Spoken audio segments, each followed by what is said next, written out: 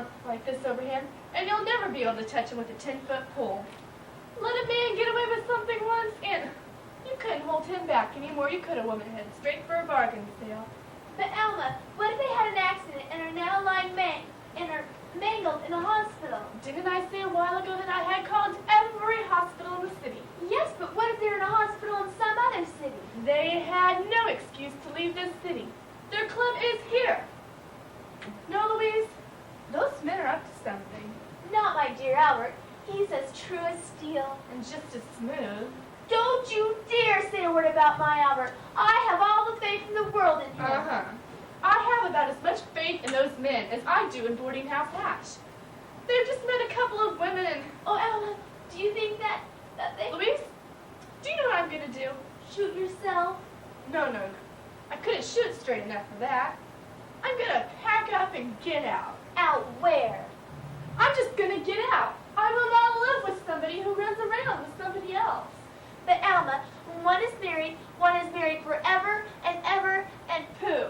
Marriage is the only life sentence suspended by bad behavior. And right now, it's going to be suspended. And you're really going to leave Frank? Yes, I'm leaving Frank. You see, Louise, it's like this, and the sooner you recognize it, the better. Marriage is exactly the same as a mousetrap. Oh my, so we're a couple of mousetraps? What I mean is this. Marriage is so easy to get into, but so hard to get out of. Oh, I see. And the wife is a piece of cheese. Exactly. So that's what I am, is it? A piece of cheese.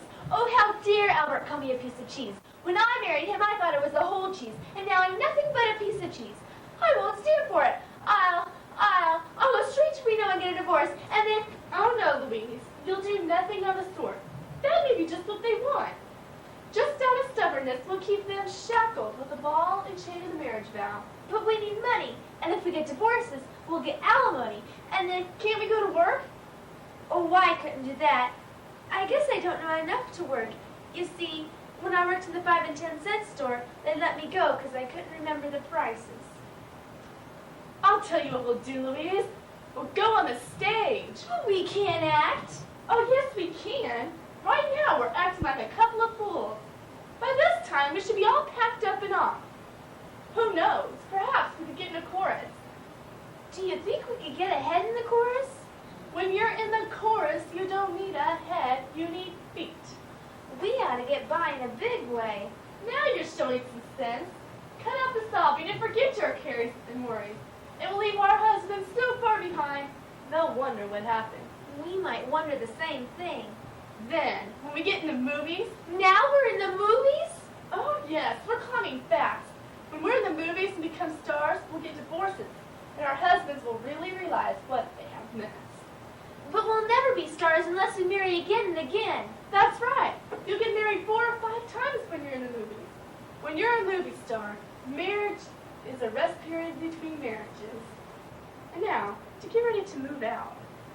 Shall we take a trunk or just a little? 2 or 3 trunks. We'll take our husbands' collars, shirts, and everything.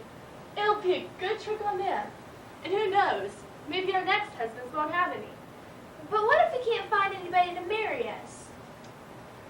My stars, Louise. Every girl has lots of chances to get married. Yes, but why take chances? The motto of the movie girl is, marry in haste and repeat at pleasure. And now, to get ready to move out. You haven't said yet where we are going. What difference does it make which way we go? I'll just say to the ticket agent, I need a one-way ticket from here to there. No stopovers on the road. Well, Alma, don't you think it would be better? That is, don't you think we get a lot more satisfaction if we just, well, get a couple of bowling pins and sort of, well, you know, hit them over the heads when they come home? And then leave afterwards? Why, yes. You see, then it would show them that we weren't afraid of them. Say, now that's an idea. But on the other hand, I would give them grounds for divorce. We could get around that easily. I'll hit your husband and you hit mine. That wouldn't be exactly fair either.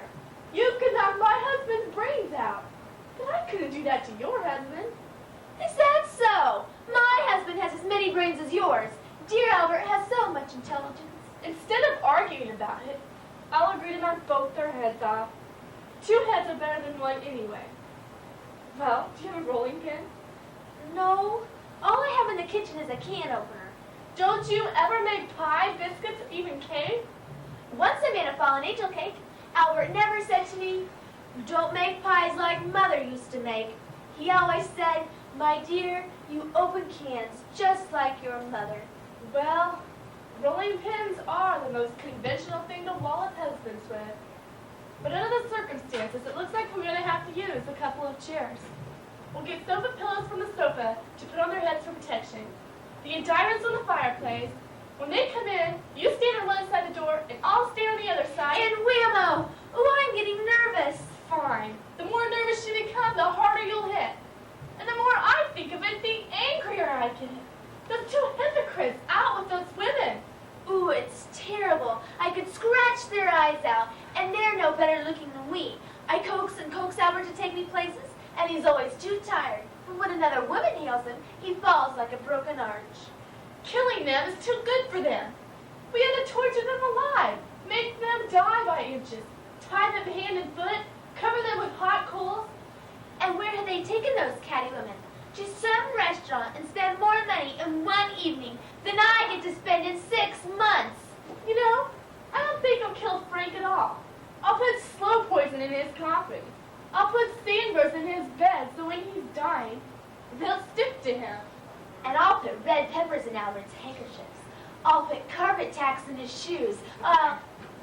Telephone. Albert! Frank! Well, somebody's got to answer it. Oh! Hello? What? What? Oh. Alma, what is it? Tell me! They're in jail. Oh, then they're not with those women. They were arrested last evening for going through a stop sign. Frank called and said they could either get 30 days or $50. Quick, Alma, call them back and tell them to take the $50. I'm New Direct. It is said that giving is better than receiving, but how long can one give before there is no more left to give? The Giving Tree by Shel Silverstein. Once there was a tree, and she loved the little boy, and every day the boy would come. He would gather her leaves and make them into crowns and play king of the forest. He would climb up her trunk and swing on her branches and eat apples, and they'd play hide and go seek, and when he was tired, he would sleep in her shade. And the boy loved the tree very much. And the tree was happy, but time went by, and the boy grew older, and the tree was often alone. Then, one day, the boy came to the tree, and the tree said, "Come, boy, climb up my trunk, and swing from my branches, and sleep in my shade, and be happy." "I am too big to climb and play," said the boy. "I want to buy things and have fun. I want money. Can you give me money?" "I am sorry," said the tree, "but I have no money. I have only leaves and apples. Take my apples, boy, and sell them in the city. Then you will have money and will be happy." And so the boy climbed up the tree and gathered her apples and carried them away. And the tree was happy. But the boy stayed away for a long time, and the tree was sad. And then, one day, the boy came back, and the tree shook with joy. And she said, "Come, boy, climb up my trunk, and swing from my branches, and be happy." "I'm too busy to climb trees," said the boy. "I want a house to keep me warm," he said. "I want a wife and I want children, and so I need a house. Can you give me a house?" "I have no house," said the tree. "The forest is my house, but you may cut off my branches and build a house. Then you will be happy." And so the boy cut off her branches and carried them away to build a house. And the tree was happy, but the boy stayed away for a long time. And the tree was sad. And then, one day, the boy came back. And the tree was so happy she could hardly speak. "Come, boy," she whispered. "Come and play." "I am too old and sad to play," said the boy. "I want a boat that will take me far away from here. Can you give me a boat? Cut down my tree and build a boat, said the tree. Then you can sail away and we'll be happy. And so the boy cut down her trunk and made a boat and sailed away. And the tree was happy, but not really. And after a long time, the boy came back again. I am sorry, said the tree, but I have nothing to give you. My apples are gone. My teeth are too weak for apples, said the boy. My branches are gone, said the tree. You cannot swing on them. I am too old to swing on branches, said the boy. My trunk is gone, said the tree. You cannot climb. I am too tired to climb, said the boy. I am sorry, sighed the tree. I wish that I could give you something, but I have nothing left. I am just an old stump. I am sorry. I don't need very much now, said the boy. Just a quiet place to sit and rest. I am very tired. Well, said the tree, straightening up herself best she could. Well, an old stump is good for sitting and resting. Come, boy, sit down. Sit down and rest. And the boy did, and the tree was happy.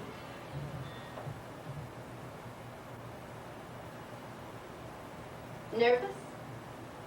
Very, very dreadfully nervous I had been in Ayr. But why do you say that I am mad? The disease had sharpened my senses. Above all was the sense of hearing acute.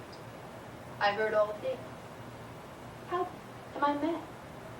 Hearken and observe how comfortably, how calmly I can tell you the whole story. The Telltale Heart by Edgar Allan Poe. It is impossible to say how first the idea entered my brain, but once conceived, it haunted me day and night. I loved the old man. I think it was his eye. Yes, it was this. One of his eyes resembled that of a vulture, a pale blue eye with a film over it. Whenever it fell upon me, my blood ran cold and so. By degrees, very gradually, I made up my mind to take the life of the old man and thus rid myself of his eye forever. You should have seen me. You should have seen how wisely I proceeded. With what caution, with what foresight I went to work. Every night, about midnight, I turned the latch of his door and opened it. Oh, so gently. And then, when I had made an opening sufficient for my head, I put in a dark lantern, all closed, so that no light shone out. And then, I thrust in my head. You would have laughed to see how cunningly I thrust it in. I moved it slowly, very, very slowly, so that I might not disturb the old man's sleep. It took me an hour to place my whole head within the opening so far that I could see him as he lay upon his bed. Ah, would a madman have been so wise as this? And then I undid the lantern cautiously. Oh, so cautiously. I undid it so that a single thin ray fell upon the vulture eye. And this I did for 7 long nights. But I found the eye always closed, and so it was impossible to do the work. For it was not the old man who vexed me, but his evil eye. Upon the 8th night, I was more than usually cautious in opening the door. I had my head in and was about to open the lantern when my thumb slipped upon the tin fastening, and the old man sprang up into bed, crying out, "Who's there?" I kept quite still and said nothing. For a whole hour I did not move a muscle. When I had waited a long time, I resolved to open a little crevice in the lantern. So I opened it. You cannot imagine how stuffy, until at length a single dim ray shot from out the crevice and fell upon the vulture eye. It was open, wide, wide open, and I grew furious as I gazed upon it. I saw a hideous veil over it that chilled the very marrow in my bones. And now haven't I told you that what you mistake for madness is but an over-cuteness of the senses? Now, I say, there came to my ears a low, dull, quick sound, such as a watch makes when enveloped in cotton. I knew that sound well. It was the beating of the old man's heart. It increased my fury. But yet I kept still. It grew louder and louder every instant. I thought the heart must burst. And now a new anxiety seized me. The sound would be heard by a neighbor. With a loud yell, I threw open the lantern and leaped into the room. He shrieked once,